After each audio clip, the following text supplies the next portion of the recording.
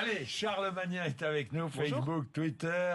Le gouvernement qui sauve le site Alstom de Belfort en achetant 15 TGV que la SNCF ne voulait pas, dont la SNCF ne voulait pas, qui devra faire circuler sur des lignes classiques. Il y avait près de 500 millions d'euros pour des TGV qui vont rouler à vitesse réduite. Et la décision a été particulièrement moquée sur Twitter. Pour sauver Alstom, on veut mettre des TGV sur des voies à petite vitesse. C'est comme si l'Olympique de Marseille achetait Lionel Messi. L'État aurait aussi pu sauver la marque de lingerie Le Jabi en achetant 150 000 portes Jartel, propose un internaute. Il paraît d'ailleurs qu'en geste de dédommagement, le gouvernement va offrir 2 rames de TGV à Kim Kardashian. Ma boulangère a des difficultés de trésorerie, écrit un internaute. Alors l'État stratège va-t-il commander 3 millions de tartelettes pour la sauver?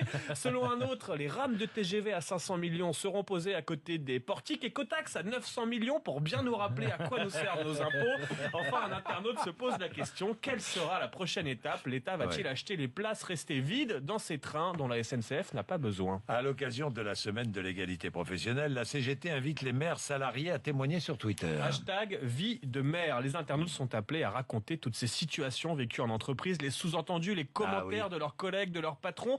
Alors on a les grands classiques à l'entretien d'embauche. Mademoiselle, vous avez un excellent profil, mais vous avez 30 ans et pas d'enfant. On ne peut pas prendre le risque d'une grossesse. Vous l'avez entendu, 3216 rmc.fr. Le patron qui lance à une salariée, je vous garde en CDD parce que si je vous passe en CDI, vous allez faire comme tout le monde et tomber enceinte. Ou encore toutes ces petites réflexions entendues dans les couloirs. Pendant que tu joues avec tes enfants le mercredi, on se tape tout ton boulot. La prochaine, on l'embauche ménopausée.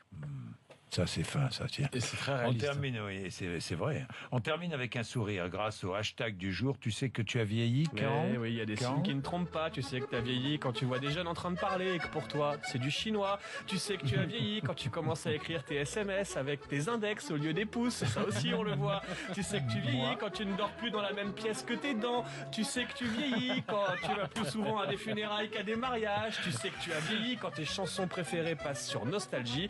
Mais surtout, tu sais que tu as vieilli quand tes idoles sont plus jeunes que toi. Il est 7h29.